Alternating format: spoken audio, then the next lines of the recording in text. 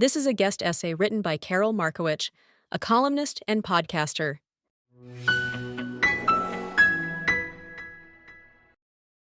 Tragedy unites. I was in New York on 9/11, and despite the pain and fear, or because of it, there was so much warmth, care, and love. I know Israel had a similar occurrence, briefly, after October 7th. Buildings in Tel Aviv were lit up with the message, "Together, we will win." Israeli flags were everywhere. In the diaspora, Jews attempted the same. But in America, many Jews and their Jewish organizations had leaned so far into their leftist identity that this was difficult to accomplish, especially as October 7th brought the realization to many of them that their leftist friends were very much not on our side. For those of us on the right, we had to be patient and watch them figure out for themselves the serious mistakes they had made over the course of decades. Some are not quite there yet, and it's been hard to watch. Some Jews you cannot reach. Every Jewish society in history had people who lined up to help the enemy, and ours is no different. Jewish Voice for Peace and other nonsense groups like that are Jews who use their Judaism only to harm other Jews with it. Their stupid tallit, meant to be worn only in prayer, suddenly a shmata they wear to choke other Jews. They cry out for peace only when it's time for Jews to fight back, and never when Jews are attacked. They are best shunned and forgotten. Then there are Jews who do get the moment, understand what we are up against, but have spent so long in their "we're progressives first" world that they don't know how to adjust to our current time. An important Jewish teen organization held a major conference in Florida in February, and one of the speakers was anti-Israel U.S. Congressman Maxwell Frost. Frost had called for a ceasefire in October, just days after the October 7th massacres and kidnappings. Yet he was invited to speak to Jewish youth at an organization that touts its connection to Israel. When I called the organization with smoke coming out of my ears, they explained to me that yes, their event featured only Democratic politicians and elected officials. But hey, they had Meghan McCain too. I love Meghan McCain. This is in no way a shot at her. She is an incredible friend to Jews, and I'm so grateful for her voice. But the event was in Florida, and they couldn't find a single pro-Israel Republican elected official to speak. They actually had to work to locate an anti-Israel one, even among Democrats in Florida.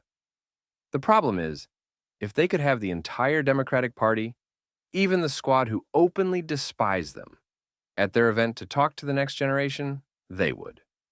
They could have prominent Republicans who actually support them at their event, but they don't. They seemed shocked that anyone thought they did anything wrong. They have been on the Democratic reservation so long that they openly celebrate people who punch them in the face and expect the rest of us to do the same. Jews are traditionally liberals, that's true, but we are not traditionally stupid. We can see with our eyes who is on our side, and the lack of gratitude from Jewish organizations is abominable, because they still hope that their political team will someday take them back. There were the galas, for example, thrown by many Jewish organizations. I don't begrudge anyone in pretty dresses and rubber chicken or self-congratulating awards. It was a tough year, and the people who helped us get through it, standing up for Jews in general and Israel in particular, should be recognized with praise. But where were the invites and awards for the conservatives who had unwaveringly stood by us? Where was Megyn Kelly?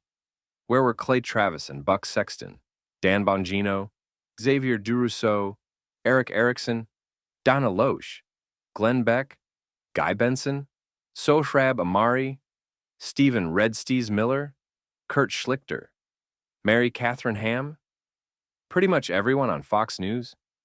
I only leave off Douglas Murray because he did get one from the country of Israel and one from the Manhattan Institute for his unwavering defense of Western values, which is for something even wider than just his defense of Israel and Jews, and Meghan McCain because she got one from the right-leaning magazine Algemeiner Journal. They both deserve even more. My list of well-known non-Jewish conservatives with giant platforms who spent the year standing up for Israel and for Jews in America could go on and on. These people went above and beyond and got no official thank you from the American Jewish community at all. Not a single Jewish organization celebrated them. It's sickening. These mensches didn't benefit one iota from standing with Jews and with Israel. They took shots for us. They suffered abuse for us. They'll say they don't need the praise. They did it because it was the right thing to do. But how dare we not say thank you? Throw your tikkun olam in the nearest trash can and learn hakarat hatov, Hebrew for a Jewish value that emphasizes recognizing the good in the world and being grateful for what one has. And then wonder, where is the similar cadre of liberal writers and media personalities to defend you? It does not exist. Face it. And that's before we get into the moguls and the politicians. If there was a non-Jewish leftist billionaire who went to Israel and wore the hostages' dog tag, they would be headlining every major Jewish event. But it was Elon Musk, so that didn't count? Nearly every conservative politician effusively stood up for Israel and demanded the protection of American Jews. Where's Ted Cruz's award? Ron DeSantis's? Tom Cotton's? Where is Donald Trump's? We know why. Most Jewish organizations are dinosaurs, committed to leftist parties, just as the leftist parties make clear they are not at all interested in them. That's the problem with tying your religion to a political party. The political party can tell you that your enemies, who want to destroy you and murder your children, have a point, and you'll just accept it.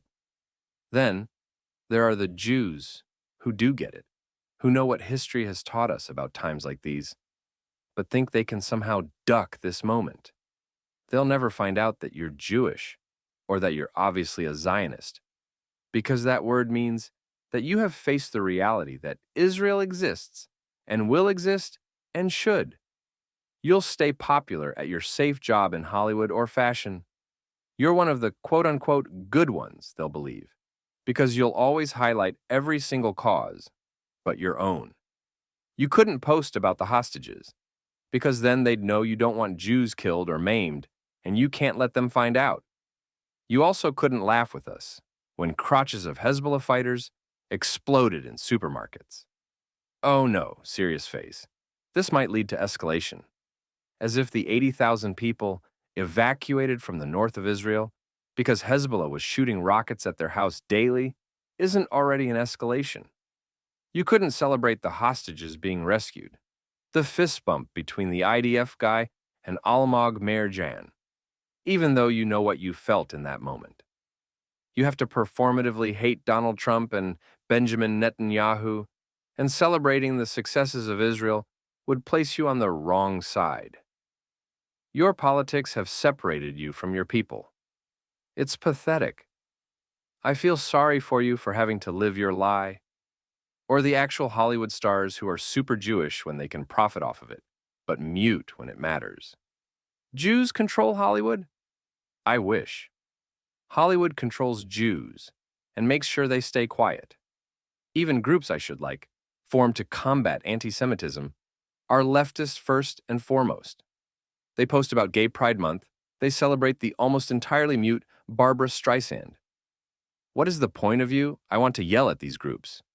But instead I Google what they're up to, hoping it's something more than the nothing I see on social media, and see they've gotten another $100 million for their, what exactly? Ads with silly blue boxes and a hashtag that makes it sound like they're fighting hateful Jews. I've never been to a therapist. I know it's the Jewish thing to do, but I always felt I could ask myself the questions a therapist might. What are you mad at, really? What's at the root of this anger? For me, it is this. It was not hard to be a Jewish conservative my entire life, because my Soviet Jewish community in Brooklyn got it. They understood what the world was really like. When I met liberal American Jews, they seemed to live in a land of make-believe, but I never held it against them. They were the luckiest Jews in history. I understood why they prioritized other issues, ahead of the Jewish people's collective interest. They had known nothing but security. They were unbelievably naive. I understood. I no longer have that space in my heart to understand. I don't even mean just voting right. Though why not talk about the election? Donald Trump was the most pro-Israel president in my lifetime, and it's not particularly close. Other presidents said the right words. He had the actual right deeds. The American embassy is now in the capital of Israel, in Jerusalem, where it should be, because of Donald Trump. You don't care about that. You're into peace? The Abraham Accords normalized relations between Israel and the United Arab Emirates, Bahrain, Morocco, and Sudan. There hadn't been a peace agreement in nearly 30 years, but Donald Trump got one done. Democrats see Israel as a problem to solve. Donald Trump sees Israel's enemies as the problem. They are not the same. But forget about Israel. You're an American Jew and, it's America first. Think about your kids on college campuses. Think about where your family is safe and where it is not. Think about the side that lets you fight back and doesn't want you to just take it. It is not the side you're desperately trying to find your way back to. Even before October 7th, I wrote that Jews are changing for the better. But what if I'm wrong? What if they don't? What if they put all of us in peril because they have chosen a side the way a child might choose a football team, and they will support that side to our collective demise?